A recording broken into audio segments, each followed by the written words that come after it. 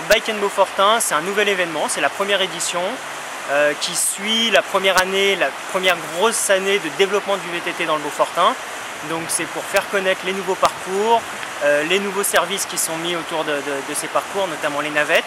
Et l'idée c'était de faire un événement VTT qui rassemble le plus de pratiques possibles et de pratiquants. Donc il y a des multi-pratiques et multi-niveaux, c'est-à-dire qu'on a plusieurs types de pratiques VTT et plusieurs niveaux de VTT. L'enduro, c'est un peu à l'image du rallye en voiture, c'est des spéciales chronométrées avec des liaisons et donc en format descente, quoi, en descente. C'est des vélos intermédiaires entre le cross-country et la descente. C'est-à-dire que le débattement, au lieu d'avoir 200 mm en descente et puis donc c'est en tout suspendu, et en cross-country on a quoi? On a 100 mm devant et souvent c'est pas suspendu derrière. Donc là on a un intermédiaire qu'on a 160, 150, 160 mm de débattement. Donc ça fait des vélos un peu plus légers, on peut rouler avec en montée. C'est plus qu'un vélo de descente et c'est quand même hyper agréable à piloter avec ça en descente.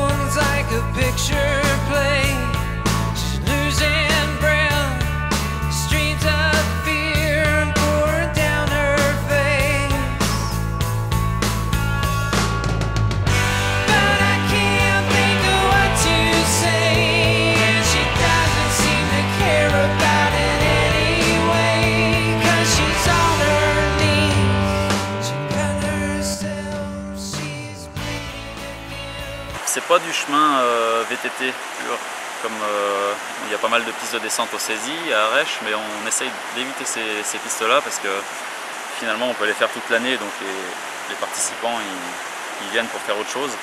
Donc on leur découvre des petits sentiers sympas, plutôt nature, des chemins piétons en fait, dans les racines, bien glissants. Voilà, ça s'appelle un single track, on appelle ça. La fois c'était super agréable à rouler, il y avait une bonne petite remontée aussi vers la fin là, pour se mettre un peu le cœur à bloc. Et je pense qu'il a fait un peu la différence aussi ici ce matin. Et non, vraiment bien quoi, des beaux singles, vraiment plaisants quoi.